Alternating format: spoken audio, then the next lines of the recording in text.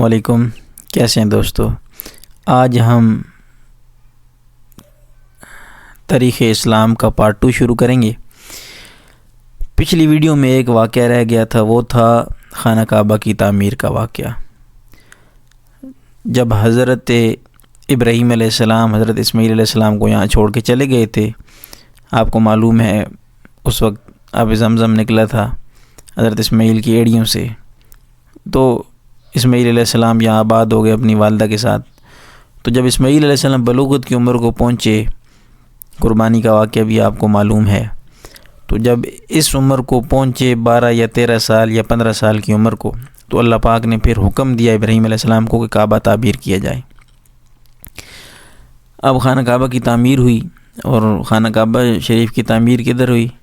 اس جگہ پہ مکہ مکرمہ میں تعمیر کی گئی۔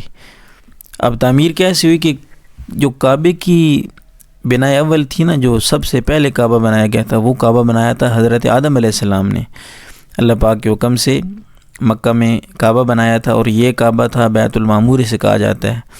یہ بیت المعمور آسمان پہ کعبہ ہے جس کے گرد فرشتے طواف کرتے ہیں، یہ اسی کی سیدھ میں نیچے اس کو بنایا گیا تھا۔ اب بارشیں ہوئیں، وقت گزرتا رہا، موسم کی تبدیلیوں کی نظر اس کی دیواریں ہو گئیں، پھر طوفان نوح آیا تو اس کی دیواریں منہدم ہو گئیں، لیکن اس کا جو بنیاد تھی، اس کے جو ایرے تھے جن کو کہتے ہیں، اس کی جو بیس تھی، وہ کبھی بھی ختم نہیں ہوئی۔ یہ جو خانہ کعبہ شریف کی جگہ ہے نا، یہ کبھی بھی عام زمین کے ساتھ نہیں ملی، عام زمین کے ساتھ کبھی بھی نہیں ملی، اس کی دیواریں موجود تھیں۔ تو اللہ پاک نے پھر حضرت ابراہیم علیہ السلام کو حکم دیا کہ اس کو دوبارہ تعمیر کیا جائے۔ تو ابراہیم علیہ السلام نے اس جگہ پہ خانہ کعبہ شریف کی جو دیواریں پہلے سے ہی بنیادیں موجود تھیں، وَإِذْ يَرْفَعُ إِبْرَاهِيمُ الْقَوَاعِدَ، یہ قرآن پاک میں بھی موجود ہے کہ ان بنیادوں کو ابراہیم علیہ السلام نے اٹھایا۔ حضرت اسماعیل علیہ السلام آپ کو گارہ دیتے، پتھر پکڑاتے، اور ابراہیم علیہ السلام اس کعبے کی تعمیر کرتے جاتے، اور پھر آپ کو معلوم ہے کہ جنت سے حجر اسود کو لایا گیا اور اس حجر اسود کو نصب کیا گیا یہاں پہ۔ تو یہ خانہ کعبہ کی تعمیر کا بھی دوسرا جو بنائے ثانی تھی خانہ کعبہ کی، وہ حضرت ابراہیم علیہ السلام نے کی۔ اب چلتے ہیں پچھلے اپنے لیکچر کی طرف کہ جب مطلب کے پاس حکومت آئی، تو مطلب کے بعد سے یہ حکومت عبد المطلب کے پاس آ گئی۔ اور عبد المطلب کون تھے؟ عبد المطلب حضور نبی کریم علیہ السلام کے دادا تھے، جن کا اصل نام شیبہ تھا، اور یہ ہاشم کے بیٹے تھے۔ یہ بات یاد رکھیے گا، کس کے بیٹے تھے؟ ہاشم کے بیٹے تھے، یہ مطلب کے بیٹے نہیں تھے۔ وہ سارا واقعہ میں آپ کو پچھلی ویڈیو میں سنا چکا ہوں۔ اگر PPSC آپ سے سوال کرتی ہے کہ عبد المطلب کے والد کا نام بتائیں، ایک آپشن آتا ہے مطلب، پھر آپشن آتا ہے ہاشم، پھر عبد مناف، عبد شمس، تو پھر بعض بچے جلدی میں مطلب لگا دیتے ہیں، لیکن مطلب نہیں، اس کا جو اصل جواب ہے وہ کیا ہے؟ ہاشم، حضرت ہاشم کے بیٹے تھے جناب عبد المطلب۔ اب کیا ہوتا ہے کہ عبد المطلب کے پاس حکومت آ جاتی ہے، عبد المطلب کے پاس حکومت آ گئی۔ اب کعبہ شریف میں جو آب زمزم کا کنواں ہے وہ بھی ادھر خشک ہو چکا ہوا تھا۔ وقت کے ساتھ ساتھ لوگوں کے اعمال کچھ اس قسم کے تھے کہ جو آب زمزم کا کنواں ہے وہ خشک ہو گیا، اور لوگوں کو سخت جو ہے نا قحط کا سامنا کرنا پڑا۔ جب لوگ سخت قحط کا شکار ہوئے تو انہوں نے سارے اکٹھے ہو کے جناب مطلب کے پاس آئے، عبد المطلب کے پاس آئے، اور ان کو کہا کہ جناب آپ جو ہیں وہ اللہ کے برگزیدہ بندے ہیں، تو اللہ کے نیک بندے، آپ کوئی دعا کریں، کوئی حل کریں، تاکہ ہم پانی کا جو ہمارا مسئلہ ہے یہ حل ہو سکے۔ تو اب کیا ہوا کہ جناب مطلب نے کیا کیا، دوبارہ اس جگہ پہ پہنچے، آپ نے اللہ سے دعا کی، آپ کو خواب آئی، تو پہنچے یہاں پہ جگہ کھودنے کے لیے جدھر سے آب زمزم آ کے دوبارہ اس کو آب زمزم کو بحال کیا جائے۔ تو کچھ لوگ آپ کے ساتھ چل دیے، تو آپ نے کہا کہ یہ مجھے خواب آئی، یہ میرا کام ہے، یہ میں کروں گا، آپ لوگ ساتھ نہ آئیں، آپ لوگ آ کے اپنا وقت ضائع نہ کریں، اور مجھے جو کام ہے میرا وہ کرنے دیں۔ لیکن لوگوں نے کہا کہ نہیں جناب، ہمارا بھی آ کے ہم بھی ساتھ آئیں گے۔ وہ لوگ جناب مطلب کے ساتھ چل پڑے۔ لیکن اب کیا معاملہ ہوا کہ جب آگے چلے، کہتے ہیں کہ ہم کسی سے فیصلہ کروائیں گے کہ جناب یہ واقعی معاملہ ٹھیک ہے ان کا یا دوسرا بندہ بھی ساتھ آ سکتا ہے.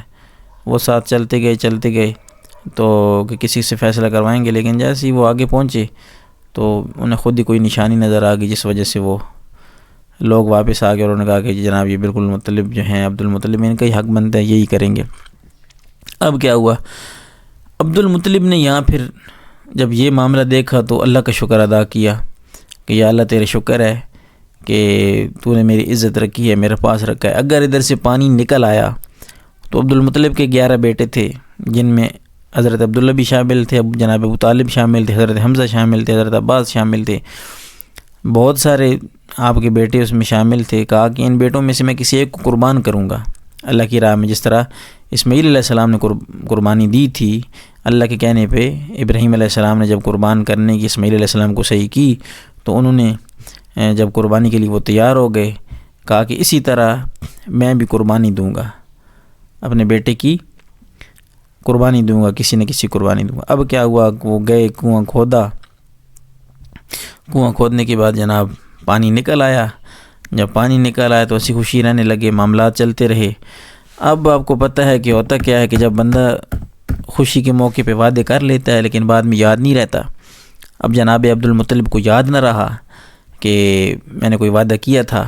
جب وعدہ کرنا یاد نہ رہا تو پھر وعدہ یاد نہ رہا تو اس کے بعد کیا ہوا، آپ کو خواب آئی اور خواب میں آپ کو اشارہ ہوا کہ جناب آپ نے ایک وعدہ کیا تھا کہ آپ قربانی کریں گے اپنے بچوں کی. جب پانی یا زمزم نکل آئے تو کنواں دوبارہ بحال ہو جائے تو آپ قربانی کریں گے.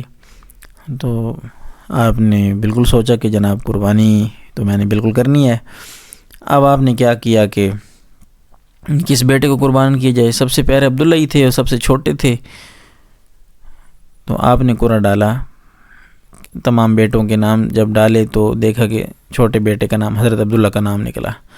اب حضرت عبداللہ کا جب نام نکل آیا تو آپ تیار ہو گئے کہ میں اس کو قربان کرنے کے لیے آتا ہوں. اب جب حضرت عبداللہ جو تھے وہ سارے اپنے چچاؤں کے لاڈلے تھے، اپنے ننیال کے لاڈلے تھے، سب کے لاڈلے تھے. جب لاڈلے تھے تو وہ سارے لوگ آ گئے، انہوں نے جناب عبد المطلب کو کہا کہ آپ بالکل قربانی کریں، لیکن آپ اللہ کا کوئی اور طریقہ اختیار کریں. یہ اب ایسے تو نہ کریں بچے کو آپ قربان کرنے کے لیے جا رہے ہیں.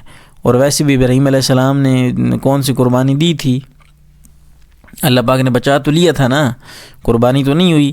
ابراہیم علیہ السلام کو قربان کرنے کے لیے ارادہ تو اسماعیل علیہ السلام کو قربان کرنے کا کیا تھا ابراہیم علیہ السلام نے، لیکن اللہ پاک نے ان کو بچا لیا تھا. تو آپ کیوں قربان کرتے ہیں؟ تو آپ نے کہا کہ چلیں ٹھیک ہے. تو اس کا طریقہ کار پھر کسی نے بتایا کہ اس کا طریقہ یہ ہے کہ آپ قرعہ ڈالیں گے تو وہ قرعہ جس کے نام پہ نکل آیا اسی کو آپ ایک تو قرعہ ڈالا حضرت عبداللہ کا نام نکلا، دوبارہ انہوں نے کہا قرعہ ڈالیں اور 10 اونٹ ایک طرف رکھیں. ٹھیک ہے، 10 اونٹ رکھیں. تو 10 اونٹ آپ جب رکھیں گے تو ایک طرف حضرت عبداللہ کا نام رکھیں. عبداللہ کا نام نکلے تو اونٹ بڑھا دیں، لیکن جب اونٹوں کا نام نکل آئے تو وہ آپ نے قربان کر دینا ہے. اب کیا ہوا کہ جب قرعہ ڈالا گیا تو حضرت عبداللہ کے نام پہ نکلا، پھر آپ نے 10 اونٹ اور بڑھا دیے. پھر قرعہ ڈالا گیا، پھر عبداللہ کے نام پہ نکلا، پھر 10 اونٹ اور بڑھا دیے. پھر قرعہ ڈالا گیا، پھر عبداللہ کے نام پہ 10 اونٹ اور بڑھا دیے، حتیٰ کہ 10 بار قرعہ ڈالا. دوسری طرف 100 اونٹ ہو گئے اور حضرت عبداللہ کا نام نکلتا رہا. لیکن جب 11ویں دفعہ قرعہ ڈالا گیا اس وقت اللہ پاک نے حضرت عبداللہ کو بچا لیا اور نام آ گیا اونٹوں کا. اب 100 اونٹ قربان کرنے تھے، لیکن وہ تو اللہ کے نیک بندے تھے، ایسی کوئی فارمیلٹی تو پوری نہیں کر رہے تھے. انہوں نے کہا نہیں، ایک بار پھر قرعہ ڈالے گا. پھر قرعہ ڈالا، پھر اونٹوں کا نام آیا. پھر قرعہ ڈالا، حتیٰ کہ 3 بار قرعہ ڈالا، تینوں بار پھر اونٹوں کا نام آیا. تو اس طرح کیا ہوا کہ 100 اونٹ جو ہے قربان کر دیے گئے. پھر یعنی اللہ پاک کی ذات کو یہ مقصود تھا کہ 100 اونٹ ان کی جان کے بدلے قربان کیے جائیں. اب دیکھیں نا، حضور نبی کریم علیہ السلام نے فرمایا کہ میں 2 ذبیحوں کا بیٹا ہوں. ایک سیدنا اسماعیل علیہ السلام جب آپ کی قربانی کرنے لگے تھے حضرت ابراہیم علیہ السلام، تو اللہ نے بچا لیا تھا. دوسری طرف حضرت عبداللہ جب ان کو قربانی کرنے لگے تو ان کو بھی اللہ پاک نے بچا لیا. یہ معاملات ہیں اللہ پاک کی طرف سے، اللہ پاک کی اپنی حکمتیں. تو حضور نبی کریم علیہ السلام فرمایا کرتے تھے کہ میں 2 ذبیحوں کا بیٹا ہوں. اب کیا وہ 100 اونٹ جو ہے وہ حضرت عبداللہ کی بن اسی طرح پھر آگے دید بنی گئی. پھر حضرت عبداللہ کی شادی ہو گئی. آپ کی شادی حضرت آمنہ سے ہوئی. ہو گئی تو حضرت آمنہ کا تعلق بن زہرہ سے تھا. آپ کو پتہ ہے بن زہرہ قبیلے سے حضرت آمنہ کا تعلق تھا. تو اب کیا ہوا کہ حضرت آمنہ کے والد کا نام جو ہے وہب بن مناف تھا، اور آپ کی والدہ کا نام جو ہے وہ بتا رہا تھا. تو حضرت عبداللہ رضی اللہ تعالیٰ عنہ کی جب شادی ہوئی تو آپ مدینے میں گئے ہوئے تھے، کھجوریں لینے کے لیے آپ کو بھیجا گیا تھا. تو ایسا ہوا کہ ادھر آپ کی طبیعت خراب ہو گئی تو آپ جان بر نہ ہو سکے، وہیں آپ کا انتقال ہو گیا اور مدینے میں آپ کا مدفن ہے.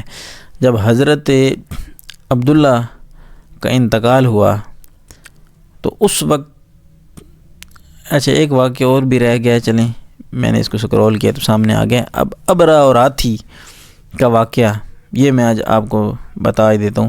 یہ دیکھیے یمن ہے، یہ سعودیہ کے نیچے، مکہ کے نیچے یمن ہے. یمن کا جو گورنر تھا یہ ابرا تھا. یہ بیسیکلی نجاشی بادشاہ جو تھا نا، نجاشی بادشاہ، یہ نجاشی بادشاہ کا گورنر تھا. یہ جو ابرا تھا یہ نجاشی بادشاہ کا گورنر تھا. اب اس نے کیا کیا کہ مکہ، اب ادھر پانی نکل آیا تھا، حضرت عبداللہ نے دوبارہ پانی نکل آیا تھا جب جناب عبد المطلب نے اس کو کھودا تھا دوبارہ، تو پانی نکل آیا تھا. اس کے بعد لوگ یہاں آنا شروع ہو گئے، ادھر تجارت بڑھنے لگی. تو اس نے کیا کیا، جو یمن کا گورنر تھا ابرا، اس کو حسد ہونے لگا. اس نے کہا یار یہ کیا معاملہ ہے کہ لوگ ادھر جاتے ہیں، سارا کاروبار جو ہے مکہ میں ہو رہا ہے. تو اس نے کیا کیا کہ یمن میں ایک کعبہ بنا دیا، اپنے پاس ایک کعبہ بنا دیا. اور یہ اس نے سوچا کہ لوگ آئیں گے اور ادھر میرے یمن میں آ کے کعبہ کا طواف کریں گے اور میرا کاروبار بڑھے گا. تو اب کیا ہوا کہ جب یمن میں اس نے کعبہ بنایا تو کچھ لوگ مکہ کے جو رہنے والے تھے ان کو غصہ آ گیا، وہ ادھر سے یمن میں آئے. جب یمن میں آئے تو اس کے جو کعبہ، اس نے جو 2 نمبر کعبہ بنایا تھا اس پہ اس نے غلاظت مال دی. جب غلاظت ملی تو ابرا نے یہ دیکھا تو اس کو ڈر پڑ گیا. اس نے کہا کہ یار غصہ آ گیا کہ ان کی اتنی ہمت کہ انہوں نے میرے جو بنایا ہوا کعبہ تھا اس پہ آ کے غلاظت انہوں نے مل دی ہے. تو کہتے ہیں کہ اس نے 60,000 یا 40,000 کا لشکر تیار کیا کہ میں خانہ کعبہ پہ اٹیک کروں گا.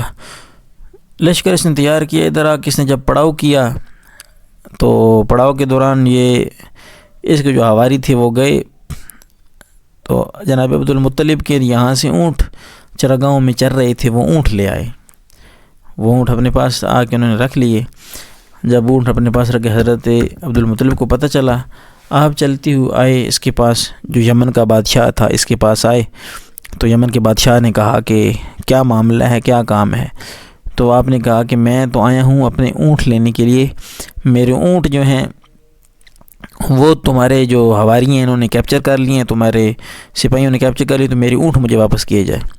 تو جو ابرا تھا وہ بڑا حیران ہوا. اس نے کہا، حضرت عبد المطلب سے کہا کہ تم تو اتنے بڑے سردار لگتے ہو، اتنے بڑے سردار ہو، دیکھنے میں اتنی عظمت تمہاری محسوس ہو رہی ہے، لیکن میں نے تو کہا کہ شاید آؤ گے، بات چیت کرو گے، محنت سماجت کرو گے، کوئی مقابلہ کرو گے، جو یہ جو مکہ ہے جدھر خانہ کعبہ شریف تعمیر ہے کہ اس کے اوپر حملہ نہ کرو اونٹوں سے. لیکن تم تو اپنے اونٹوں کے لیے آئے ہو، تم تو عجیب انسان ہو، تمہاری تو ساری عزت میرے دل سے نکل گئی ہے.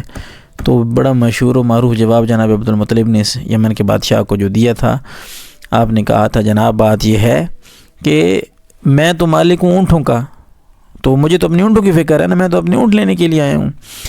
رہی بات کعبہ کی، تو کعبہ جانے اور خدا جانے، جو اس کا مالک ہے، جس کا یہ گھر ہے، تو وہ جانے اور خود آپ جانو، مجھے کیا لگے، مجھے تو میری اونٹ دیں. تو آپ نے اونٹ لیے اور آ گئے واپس. تو آپ نے پھر آ کے خدا سے دعا کی کہ یا اللہ، کیونکہ آپ کے پاس فوج تو تھی نہیں اس وقت، آپ تو بس ایک سول حکمران تھے اور ادھر جو مینجمنٹ تھی آپ کیا کرتے تھے. تو آپ نے تمام مکہ کے جتنے باسی تھے ان کو لے کے آپ پہاڑوں میں چلے گئے اور وہاں جا کے اللہ سے دعا کی کہ یا اللہ ہم تو کمزور ہیں، لیکن اپنی حفاظت گھروں کی تو اپنے گھر کی حفاظت تو خود ہی فرما. تو ابرہ نے کیا کیا، ہاتھیوں کے ساتھ خانہ کعبہ پہ اٹیک کر دیا۔ جب اس نے اٹیک کیا تو اللہ پاک نے پھر اپنے چھوٹے چھوٹے لشکر بھیج لی، الاف قریش، اور علم تر کیف فعل ربک باصحاب الفیل والی جو صورت نازل جس میں سارا واقعہ بیان ہے۔ تو چھوٹے چھوٹے ابابیل کیا کرتے، کنکر اٹھاتے، اوپر آسمان میں اڑ جاتے، اوپر آسمان میں اڑنے کے بعد اپنے جو منہ میں کنکر لیے ہوا ہے اس کنکر کو اوپر سے چھوڑتے، وہ کنکر سپیڈ سے گرتا ہاتھی کے اوپر، ان کے اوپر سوراخ ہو جاتا تو ہاتھی بدک جاتے، بدک ادھر دوڑتے ادھر دوڑتے، تو آپس میں ایک دوسرے سے ٹکراتی انہوں نے ایک دوسرے کو مار دیا۔ اور اس طرح جو خانہ کعبہ شریف کی حفاظت ہے وہ اللہ پاک نے کی، اور اللہ پاک نے مسلمانوں کو سرخرو کیا اور اپنا خانہ کعبہ شریف کی حفاظت کی۔ اب یہاں تک کہ کافی ہے، اگلی ویڈیو میں ہم دیکھیں گے حضور نبی کریم علیہ السلام کے والد محترم کی جو ڈیتھ ہوئی، تو آقا علیہ السلام کی عمر مبارک اس وقت کتنی تھی، والدہ کی پیٹ میں آپ تھے، پھر حضور نبی کریم علیہ السلام کی جب ولادت ہوئی، حضور کے نام مبارک کتنے ہیں اور کس طرح ولادت ہوئی، وہ سارا واقعہ انشاءاللہ اگلی ویڈیو میں